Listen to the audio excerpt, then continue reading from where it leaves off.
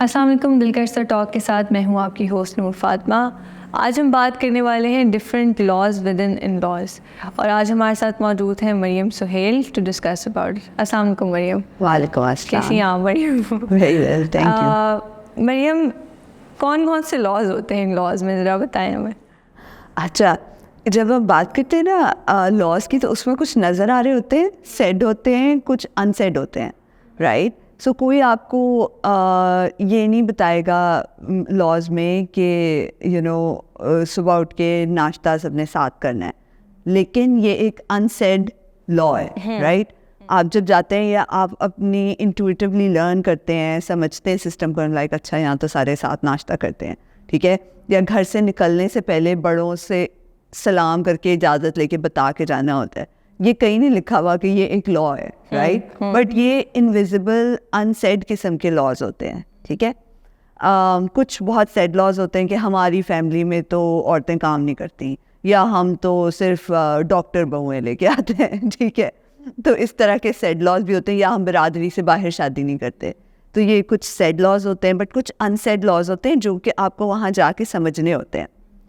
और फिर कुछ ऐसे इनविजिबल लॉज भी होते हैं ना, जो ना कहे जाते हैं ना वो समझे जा सकते हैं, वो सिचुएशन के हिसाब से ना, कि फॉर एग्जांपल सबके सामने मियाँ बीवी ने बहुत ज़्यादा बात नहीं करनी है एक दूसरे से, हाँ, मियाँ बीवी साथ बैठ गए, साथ नहीं बैठना, राइट। सो इस तरह के ये कुछ इनविजिबल भी लॉज जो है ना वो बीच में चल रहे होते हैं। So whatever system you're into, and that's not just, मैं ये नहीं कह रही कि ये सिर्फ जॉइंट फैमिली सिस्टम का मसला है, या किसी, हर फैमिली सिस्टम में, दुनिया भर में फैमिली सिस्टम में एज ए रूल कुछ नज़र आ रहे होते हैं लॉज, और जो सबको पता होते हैं, एक्सप्लिसिट होते हैं, और कुछ इम्प्लिसिट लॉज होते हैं, और उस पर वो फैमिली ऑपरेट कर रही होती है। तो जब भी आप किसी नई फैमिली में जाएं, चाहे शादी करके या दोस्तों में या वैसे, तो उन लॉज को ना रीड करना शुरू कर दें। So you know without first acting on it, आप पहले रीड करें कि वो हैं क्या लॉज।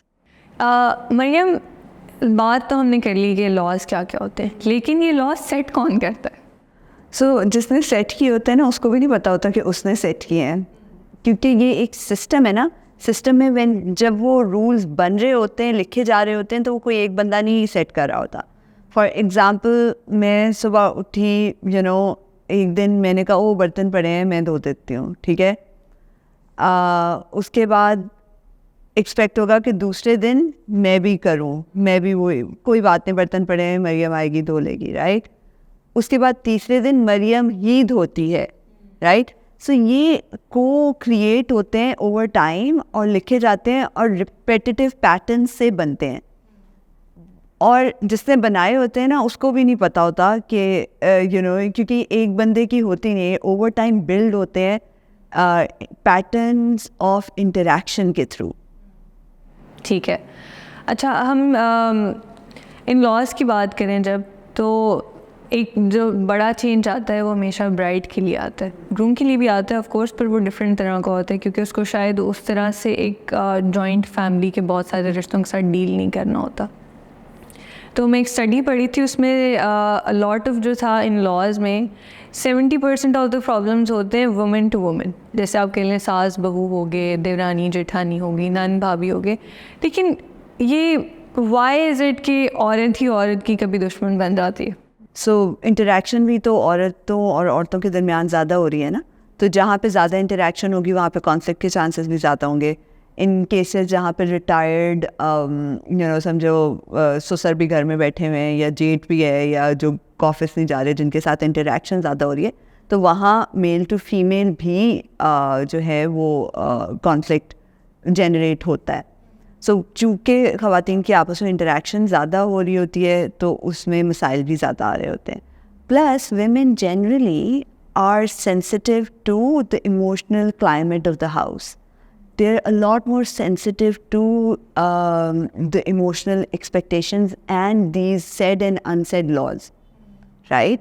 So आप बहुत दफ़ा ये बात नोटिस करते हैं कि जो हस्बैंड वाइफ में जो मर्द होता है, he is a lot more careless, कि अच्छा यार आ जाओ जल्दी करो, नहीं मैंने जाके बता के आना है, what I'm saying is that women are generally a lot more emotionally attuned to what is going on around them, right? और वो नज़र आता है फिर इस डायनामिक में भी कि मैं एज अ बहू भी ज़्यादा पिक कर रही हूँ और मैं एज अ सास भी ज़्यादा पिक कर रही हूँ, फिर मैं ज़्यादा फील कर रही हूँ और फिर मैं ज़्यादा इमोट कर रही हूँ और वो मेरी इंटरेक्शन में आ रहा है, तो ज़ाहिर है फिर कॉन्फ्लिक्ट में या जो भी मोहब्बत प्यार वो भी फिर ज़्यादा होगा, मतलब जो भी आपके इमोशंस हैं वो फिर ज़्यादा whatever you giving is what you receiving. ठीक है, तो अब हम एक हमारी सोसाइटी का एक नॉर्म ही कह लें एक तरह का बन गया कि जब भी बात होती है तो शादी की अगर किसी लड़की से बात होती है तो उससे पहला सवाल है सास के साथ कैसी बनती है या नंद के साथ कैसी बनती है. बहुत सारे अजीब से स्लैंग्स भी बने हुए हैं सास और नंद और सास बहू के झगड़ों को लेके.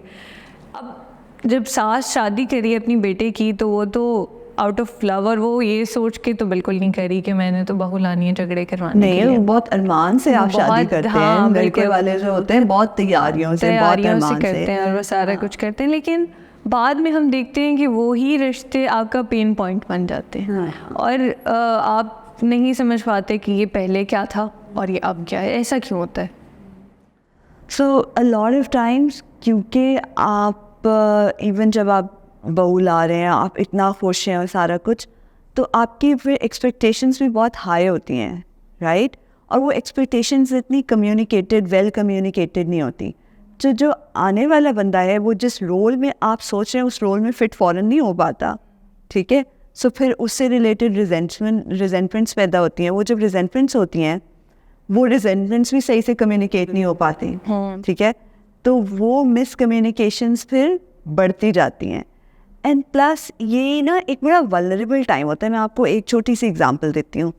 आप किसी कमरे में 4-5 लोग बैठे हुए हों, आप उस कमरे में दाखिल होते हैं, you are a bit unsure, ठीक है? चाहे वो आपकी फैमिली हो, चाहे वो आपके जानने वाले हों, आपके दोस्त हों, you are a bit unsure कि अभी आपको वॉक इन करना चाहिए, आप कॉन्वर्सेशन तोड़ें, आप सलाम करें ना करें, आप इंतज़ार करें कि वो बात ख़त्म कर लें तो आप अंदर जाएँ, सलाम करें, आप कहाँ बैठें. सो ये चीज़ें जब भी कोई सिस्टम में दाखिल होता है तो एक ऑकवर्डनेस आती है, एक रीअरेंजमेंट दरकार होती है. और वो जब आप नए सिस्टम में भी जाते हैं ना तो वो होती है. वो जो वल्नरेबल टाइम होता है, वो जो सेंसिटिव टाइम होता है ना, उस टाइम पे चोट भी ज़्यादा महसूस होती है, ठीक है? उस वक्त थोड़ी सी भी आपकी डिसअपॉइंटमेंट, थोड़ा सा भी आपका वो तकलीफ़ में बदल जाती है और उससे फिर लॉन्ग टर्म मसाइल जो हैं वो क्रिएट होते हैं. सही. इसमें ऑल्सो हस्बैंड का भी आई थिंक बहुत रोल आता है कि उसका रिलेशनशिप कैसा है अपने फैमिली मेम्बर्स के साथ. That also sets the tone for the bride. Absolutely. I mean बहुत सारी दफ़ा आप ये एक्सपेक्ट कर रहे होते हैं, घर वाले, लड़के के घर वाले ये एक्सपेक्ट कर रहे होते हैं कि लड़की आएगी तो फिर वो इसको सीधा करेगी, ठीक है? फिर वो उसको ठीक करेगी, फिर वो जो है वो हमसे सीधे मुंह बात करने लगेगा या वो हमें टाइम देने लगेगा. ये सारा अगर वो और खराब हो जाए तो वो बीवी की गलती है. हाँ. तो ये एक ना बहुत सारी चीज़ें होती हैं कि लड़के के अपने ताल्लुकात, अगर वो अपनी फैमिली को सिक्योरली मैनेज कर रहा है तो उसकी वाइफ के ऊपर भी कम बर्डन आएगा to engage on his behalf, ठीक है? अगर वही जाके बैठ रहा है, वही अपने माँ बाप की खिदमत कर रहा है, वही उनसे प्यार कर रहा है, वही उनके साथ उनको बाहर लेके जा रहा है, सब कुछ कर रहा है, तो फिर बीवी के ऊपर कम से कम वो इमोशनल लेबर और इमोशनल रिस्पॉन्सिबिलिटी कम होती जाती है, ठीक है?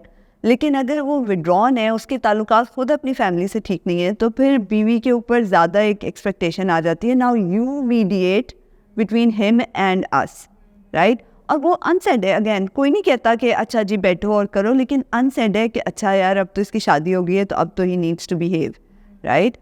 तो नहीं, और इस तरह लेट्स से वो एक तो हो गया ना कि हाउ समटाइम्स ऐसे होते हैं कि दो बहन भाई या भाई भाई की बिल्कुल नहीं बनती और आपस में ग्रजेस होते हैं इतने स्ट्रॉन्ग.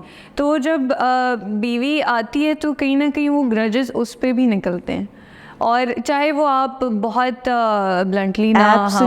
एब्सोल्युटली चाहे आप उनको दबा के रखें, ठीक है? अगर for example as a sibling मैं आपसे जेलस हूँ, ठीक है? वो जेलसी में जितनी मर्जी वो कंटेन करके रखूँ ना, और सिबलिंग राइवलरी में जितनी मर्जी कंटेन करके रखूँ, वो आपके स्पाउस के साथ निकलेगी, जो मेरा रिलेशनशिप आपके साथ होगा वो थोड़ा एक्सटेंड होगा आपके स्पाउस की तरफ, ठीक है. I know a friend actually, उसके हस्बैंड के उसकी बहन के साथ बहुत अच्छे टर्म्स नहीं थे एंड वो मेरे ख्याल से जितना अरसा उनकी शादी थी वो मिली भी नहीं बहन उसकी वाइफ से. तो थ्रू आउट द पीरियड जो था वो बिकॉज बहन भाई का आपस में रिश्ता बहुत इतना डैमेज था कि शी नेवर इवन बॉदर्ड कि मैं मिल भी लूँ उस लड़की से कि मुझे क्या इसकी जो मर्ज़ी बीवी आए या जाए उसको फ़र्क नहीं पड़ता. बट लेकिन ये तो बहुत ऑब्वियसली डैमेज्ड है ना. इसमें तो आप कह सकते हैं कि भाई वो तो बहन भाई की नहीं बनती तो मतलब मैं कहाँ से. बहुत सारी दफ़ा ये इतने सटल तरीके से हो रहा होता है ना कि वो वाइफ को भी नहीं पता चलता why I am feeling this way. You know we call this transference, ठीक है, कि आप एक सिस्टम में बैठे हुए हैं और आप फील कर रहे हैं किसी और के emotions. It might be a bit difficult to understand, लेकिन आपको नहीं पता ये इमोशंस आ कहाँ से रहे हैं, लेकिन आप वो फील कर रहे हैं, ठीक है. आप वो राइवलरी फील कर रहे हैं, आपको लग रहा है कि एकदम से बाकी घर के मेंबर्स को ये फील हो रहा है कि अच्छा अब इस बेटे को या इस बेटी को ज़्यादा अटेंशन मिल रही है, ठीक है, तो वो इनसिक्योर हो रहे हैं, right. You as a new bride can feel that. You can't feel why they're getting insecure, but you start to feel insecure yourself. हाँ, you start to feel those energies around you. Energies around you, ठीक है. So जितना आपस में अच्छा और जितना बड़ा कॉम्प्लेक्स सिस्टम होगा, जिसके जितने ज़्यादा डायनामिक्स होंगे उतने ज़्यादा वो आपके ऊपर प्रोजेक्ट होंगे और आप उसको फील करेंगे, ठीक है. जैसे फॉर एग्जांपल आप एक कमरे में बैठे होते हैं, आपको उस कमरे का टेम्परेचर ठीक लग रहा होता है. एक बंदा बाहर से आता है, वो कहते हैं ओह मुझे सर्दी लग रही है या बहुत गर्म हुआ हुआ है कमरा, राइट. वो रिसीव कर लेता है उसको. इसी तरह जो भी नया मेंबर फैमिली में एंटर होता है वो उसकी इमोशनल एनवायरनमेंट को फ़ौरन रिसीव कर लेता है, एब्जॉर्ब कर लेता है और अ लॉट ऑफ टाइम्स उसको जज करता है और कहते हैं ये क्या तुम लोगों की तो आपस में बनती नहीं है, ये what kind of siblings are you. But आपकी अपनी फैमिली में भी कोई ना कोई इमोशनल क्लाइमेट है, राइट. सो बट चूँकि आप नई जगह आए हैं और आपने वो दूसरे का पिक कर लिया है, तो now you are not gonna let them off the hook. या मरीम, सास बहू की जो दास्तान है वो तो हर घर की कहानी है. अक्सर एक और टॉपिक बहुत जो चलता है कि नंद भाभी का इक्वेशन कैसा है और नंद की एक्सपेक्टेशन क्या होती हैं अपनी आने वाली नई भाभी से और भाभी कैसे देखती है अपनी नंद को. A lot of times comparison भी बहुत ज़्यादा होता है because it probably the same age और फिर अगर उसको ये सारी लिबर्टीज़ हैं तो वो मुझे क्यों नहीं है. नंद बाहर जा रही है, फ्रेंड्स से मिल रही है, इस तरह की चीज़ें, she is going out, she is studying whatever she wants to pursue in her life. लेकिन जब उसी सेम एज की बहू आ रही है आपके घर में तो वो एक अगर वो ये सारी चीज़ें करती तो उस पर सवाल उठते हैं. तो यहाँ पे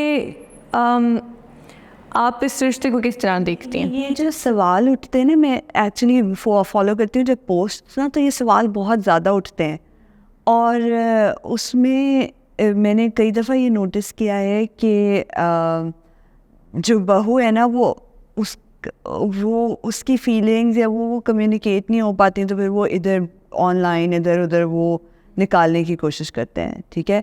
बहुत कम कभी जो है आपने नोटिस किया होगा कि सासों की पोस्ट्स कम होती हैं, राइट. नंदों की पोस्ट्स कम होती हैं, ज़्यादा पोस्ट जो होती है बहू की और भाभियों की. That is because I don't think they feel that they're allowed to communicate their feelings. Yeah. You know? Yeah. If they're feeling left out, I don't think they can say it. Right? So ये रिश्ता इतना sensitive होता है कि आपके मुंह से निकली हुई हर बात जो होती है ना उसका वेट डिफरेंट होता है. आप कैजुअली कोई बात नहीं कर सकते, ठीक है. आपका कोई जो बैड जोक भी है दैट कैन रूइन रिलेशनशिप्स. आपने कभी जेंगा खेले, वो जो एक ब्लॉक्स निकालते हैं. So that is like you know living in a joint family system in a sasural like that कि आप एक भी आपने निकाला तो सारा रिश्ता, सारा कुछ आपकी बनी बनाई जो होती है वो ख़त्म हो जाती है, क्योंकि इसमें रिश्ते में मिसट्रस्ट बहुत ज़्यादा जल्दी क्रिएट हो जाता है, सही है. और ओपन कम्युनिकेशन के उस तरह से चांसेस नहीं होते. अच्छा, अब जो आप नंद भाभी का जनरल रिश्ते की बात कर रही हैं, उसमें ना एक बहुत इम्पॉर्टेंट चीज़ ये भी है इन्मेशमेंट जहाँ पे भी होते हैं ना, इन्मेशमेंट कहते हैं कि अगर मैं अपने सिस्टम से बहुत ज़्यादा अटैच्ड हूँ। ठीक है मरियम, आप अभी बात करी थी इन्वेस्टमेंट के बारे में, आप इसको थोड़ा सा एलैबोरेट करेंगे because I think this is new to lot of people. Right, so investment basically होता है कि आप अपने सिस्टम से बहुत ज़्यादा अगर जुड़े हुए हों, क्लोज हों, आपकी सारी नीड्स जो हों वो डिपेंडेंट हों किसी भी इंसान के ऊपर। आप किसी इंसान से इन्वेस्ट हो सकते हैं, आप अपनी फैमिली से इन्वेस्ट हो सकते हैं, आप अपने बच्चों के साथ इन्वेस्ट हो सकते हैं। यू नो, आपकी सारी ज़िंदगी उनके गिर्द घूम रही है, उन्होंने स्कूल जाना है, उन्होंने क्या खाना है, उन्होंने करना है, तो ये एक इन्वेस्टमेंट है कि मेरी अपनी ज़िंदगी ख़त्म हो गई है और मेरी सारी ज़िंदगी उनसे जुड़ी हुई है। ठीक है, तो इन्वेस्टमेंट जब भी सिस्टम में होती है ना, तो नंद बहू का रिश्ता, नंद भाभी का रिश्ता बहुत कॉम्प्लिकेट हो जाता है, क्योंकि as a girl I have not left my previous system, I am still going back. मैंने शॉपिंग भी अपनी अम्मी के घर करनी है, मैंने खाना भी करना है, मैंने वीकेंड्स भी उधर ही स्पेंड करने हैं, बच्चों को खेलने भी उधर ही लेके जाना है, तो मैंने तो वहाँ से जगह छोड़ी ही नहीं है। तो जो नया आने वाला है उसके लिए जगह तंग पड़ेगी, राइट? या उसको थोड़ी सी वो स्पेस नहीं मिलेगी, फिर वो जाके वापस अपने सिस्टम पे डिपेंडेंट हो जाता है, तो वो चेन रिएक्शन जो है ना वो चलता रहता है। और ऐसा बहुत दफ़ा होता है कि चाहे हमारे यहाँ बेटियों की शादी हो जाए, चाहे बेटों की शादी हो जाए, हम उनको नहीं अलग होने देते, हम उनको अपनी ज़िंदगी नहीं क्रिएट करने देते। इसका चले एक तो ये नुकसान है ना कि सिस्टम में जगह तंग हो गई है और जी बहुत खप मच गई है, ये तो एक नुकसान है। लेकिन इसका जो दूसरा बहुत बड़ा नुकसान है कि जो बंदा इन्वेस्ट है वो कभी भी अपनी फैमिली उस तरह से क्रिएट नहीं कर सकेगा इंडिपेंडेंटली। वो ना अपनी फैमिली की खुशियों को ज़्यादा एंजॉय करेगा, उसको तो मज़ा अभी तक अम्मी के घर जाके आता है उसको तो अपने बच्चों के साथ मज़ा ही नहीं आता, ठीक है, उसको तो अपने शौहर के साथ इतना मज़ा ही नहीं आता। और इन दैट केस जो शौहर होते हैं, जो हस्बैंड्स होते हैं, they start to feel so irrelevant. फिर वो ज़्यादा काम करते हैं, उन्हें पता है कि जी बीवी की सारी इमोशनल सपोर्ट, इमोशनल नीड्स तो मेट है, वो तो उसको पीछे से ही चाहिए, मुझसे तो उसको कुछ चाहिए ही नहीं। तो वो फिर ना एक बहुत डिफरेंट डायनामिक क्रिएट हो जाती है। तो प्लीज़ इस बात का ख्याल रखना कि जिन भी बच्चों की शादी होगी, चाहे वो लड़के हैं चाहे वो लड़कियां हैं, उनको थोड़ा अपने रूट्स को थोड़ा सा छोड़ना पड़ेगा। और वो पेरेंट्स की तरफ से भी ना, it's not coming from a bad place, it's coming from an over protective place. ठीक है, कि आप ये समझ नहीं पाते कि अब बच्चे अपनी मुश्किलात खुद हल करेंगे, आपके साथ आके शेयरिंग हो सकती है, आपके साथ आके रोने रो सकते हैं, आपसे इमोशनल सपोर्ट सीख कर सकते हैं। लेकिन एक्टिवली अब उनकी ज़िंदगियाँ उनके हाथ में है, they are gonna resolve their own problems. और ये माँ बाप को बहुत टाइम लग जाता है, और बहुत सारे बच्चे एक्चुअली माँ बाप की दुनिया से जाने के बाद इतने लॉस्ट होते हैं, they are in their 40s but they don't know क्या करना है, उनका डिसीजन मेकिंग पावर उनमें नहीं होती है। तो फिर आप जो है वो बच्चों के लिए you not helping them, you are actually disabling them. बिल्कुल, ये बहुत आपने अच्छी बात की मरियम। मेरे ख्याल से आई डोंट थिंक कि यू शुड वेट कि आपके बच्चों की शादी हो तो आप उनको थोड़ा वो दें स्पेस। एक और चीज़ यहाँ पे है कि जैसे वो आप एक रूम में बंदे भरते जाएंगे तो एक टाइम आएगा कि वो सफोकेटिंग हो जाएगा। बिल्कुल बिल्कुल। आई थिंक एक जॉइंट फैमिली सिस्टम, और joint family not just in laws तक तो लिमिटेड नहीं होती, आपके कोई अनमैरिड बहन भाई हो सकते हैं, उनकी बीवियां हो सकती हैं बहुत सी। तो जब बहुत ज़्यादा लोग एक रूफ के नीचे आते हैं तो वो किसी ना किसी के लिए सफोकेटिंग ज़रूर बन जाता है। तो अब देवर हो गया, देवरानी हो गई, अगर फीस मैरिड, भाभी, जेठानी। स्पीकिंग ऑफ विच, आपको पता है आपकी जो दिल का रिश्ता ऐप है उसके अंदर वो स्पेसिफिकली पूछते हैं कि आप जॉइंट फैमिली के साथ रहना चाहते हैं या आप जॉइंट फैमिली के साथ नहीं रहना चाहते। अक्सर लड़कियां बहुत डरती हैं, they are not open to the idea कि they just want to go और एक उसमें जॉइंट फैमिली में वो रहना चाहेंगी। बिल्कुल Mariam, it's good that you point this out. बहुत सी लड़कियां जो हैं जॉइंट फैमिली में जाने से बहुत घबराती हैं, और एक्चुअली हमारी ऐप में बहुत सारे ऐसे प्रेफरेंसेस हैं जो आप सेट कर सकते हैं। तो अगर आप भी अपने कंपैटिबल लाइफ पार्टनर की तलाश में हैं तो प्लीज़ डाउनलोड दिल का रिश्ता ऐप नाउ, और 70 प्रेफरेंसेस आप सेट कर सकते हैं जिससे आपको आपका बेस्ट सूटेबल मैच मिल जाएगा।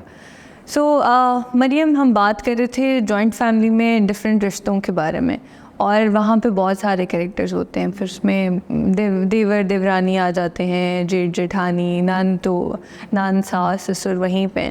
लेकिन अक्सर इस तरह भी होता है कि जब नई बहू आती है घर में और पहले से वहाँ पे ऑलरेडी और बहुएं भी रह रही होती हैं, जब आप एक बहुत एक्सटेंडेड फैमिली में रह रहे होते हैं, उनकी एक्सपीरियंसेस कुछ और होते हैं। और जो नई बहू आ रही है वो शायद किसी नए अप्रोच के साथ आ रही है, नए एक्सपीरियंस के साथ आ रही है। जैसे जो पहले थी वो हाउसवाइफ्स थी, या उनको चॉइस नहीं दी गई, या उन्होंने वो चॉइस अवेल नहीं की। लेकिन अब ये जो आ रही है ये बहुत करियर ओरिएंटेड है, and she just wants to work and she wants to experience different things in life.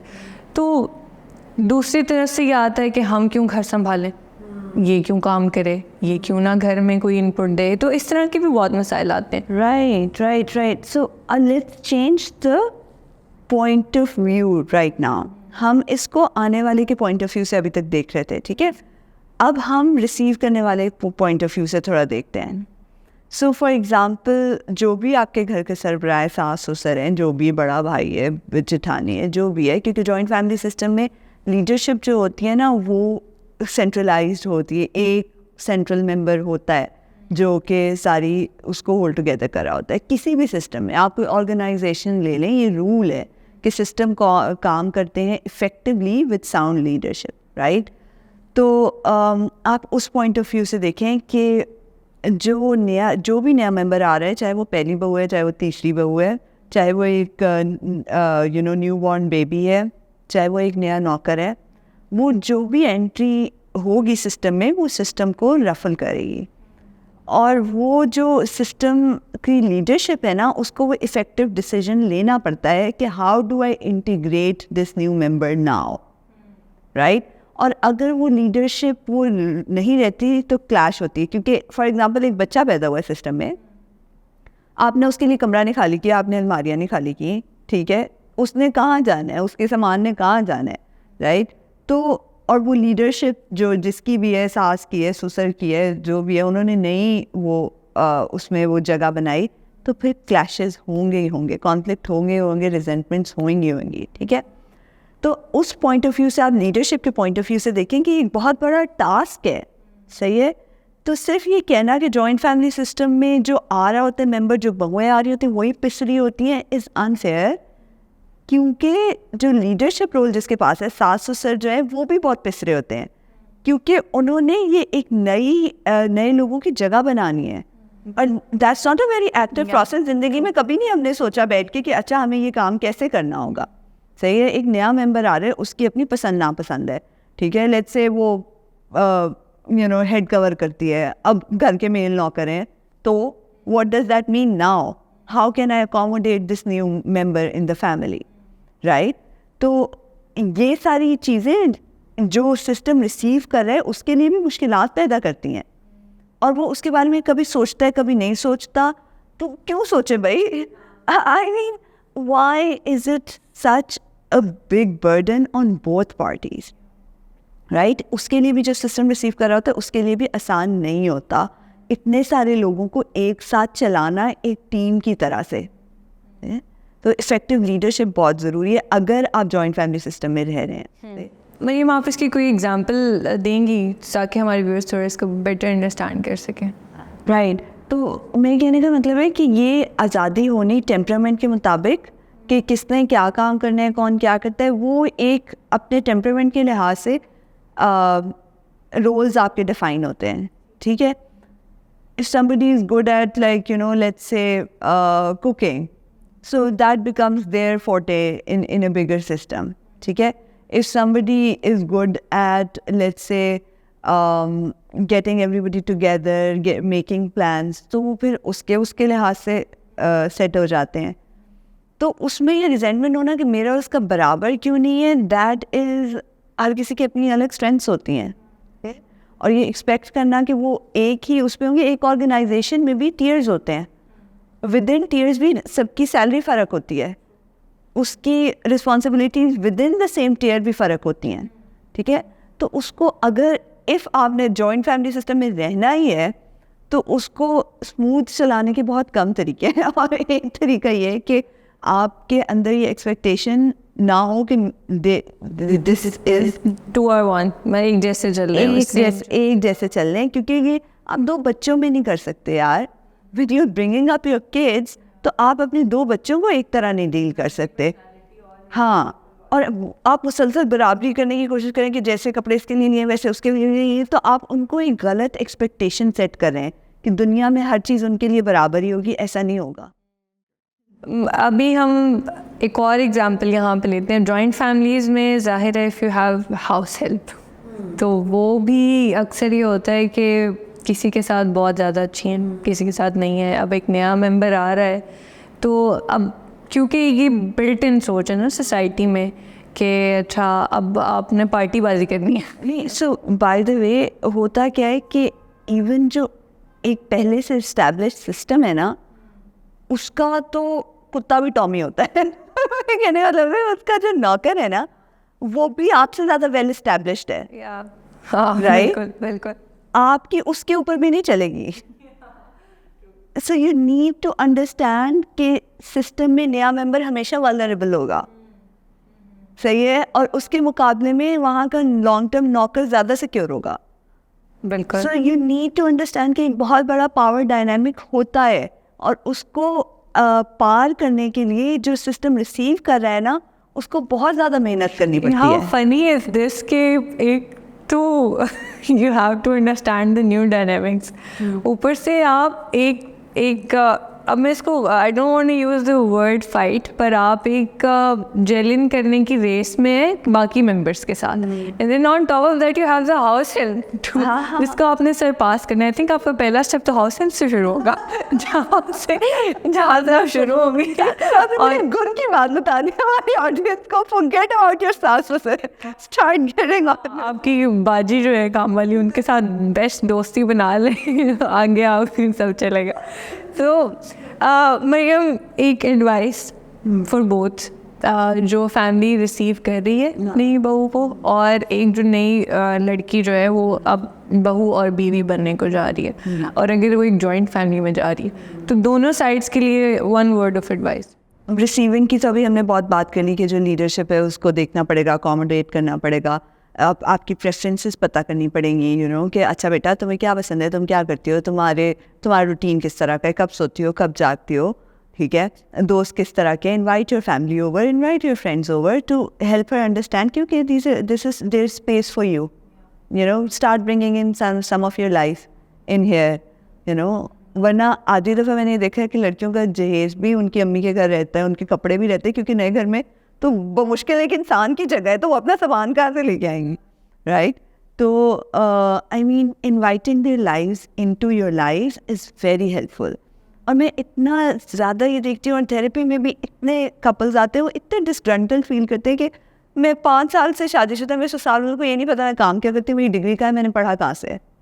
और ये मैं आपको पढ़ी लिखी फैमिलीज़ की बात बता रही हूँ. Nobody is interested, you know. बस वो आती जिम्मेदारियों में और उनमें लग जाते हैं. जिम्मेदारियों, या इवन अगर आपने जिम्मेदारी नहीं भी दी हुई, तब भी you are not that interested in getting to know the person.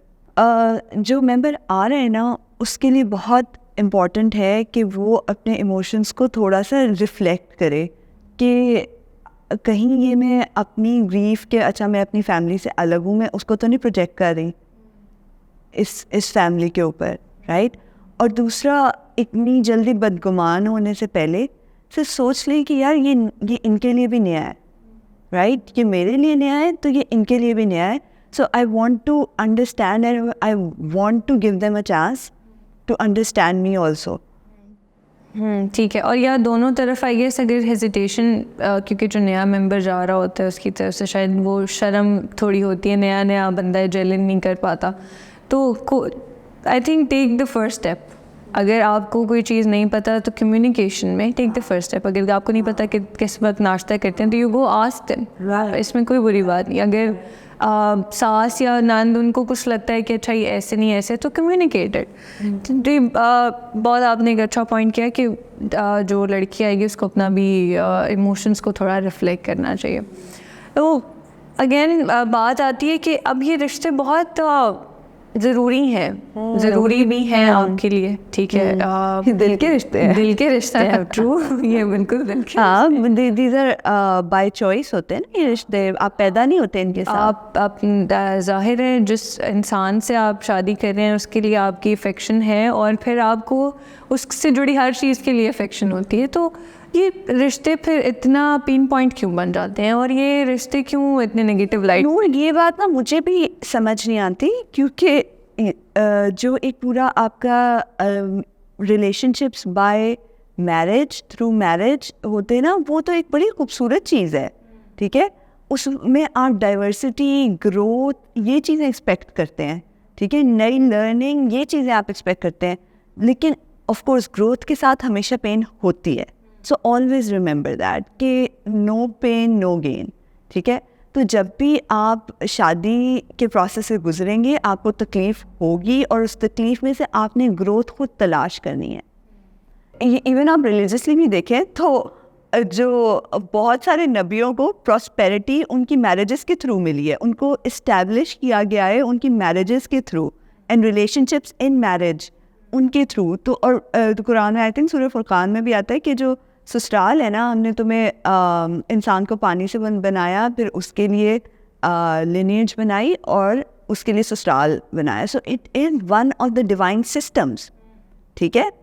इस तरह रिश्ते बनाना और फैमिली को इस तरह से फैलाना और अपने कुनबे को इस तरह बड़ा करना, रिश्ते जोड़ना, वो एक डिवाइन सिस्टम है। सो जिस तरह आई थिंक हमने बहुत सारे और डिवाइन सिस्टम्स पोल्यूट कर दिए हैं, करप्ट कर दिए हैं, तो ये सिस्टम भी हमने करप्ट कर दिया है, क्योंकि ये तो एक बहुत प्यारा सिस्टम है। इसमें तो you know there so much growth in this, there so much learning in this, और आप इतने नए लोगों से मिलते हैं, आप नए तौर तरीके सीखते हैं और उसमें आप अडेप्ट करते हैं। वरना तो आपकी क्या एक वर्टिकल ग्रोथ हो रही है ना, कि अच्छा जी आप एकेडमिकली सीखते जा रहे हैं, लेकिन जब आप रिश्ते बनाना सीखते हैं तो वो एक बिल्कुल नई तरह का स्किल सेट है, और मेरा ख्याल है वो आपकी कैपेसिटी बहुत बढ़ाता है। अब उसमें जो ज़्यादा मसला आते हैं ना, वो स्पेस की तंगी की वजह से आता है, ठीक है। बट लेकिन जहाँ जहाँ भी आप एडवर्सिटी से गुजरते हैं, चाहे आप गुर्बत से गुजर रहे हैं, आप भूख से गुजर रहे हो, आप किसी भी, उससे आप सीखते भी हैं, ठीक है। तो अगर आप तंग स्पेस से भी गुजरे तो try to learn something from it, ठीक है, and try to understand people around you.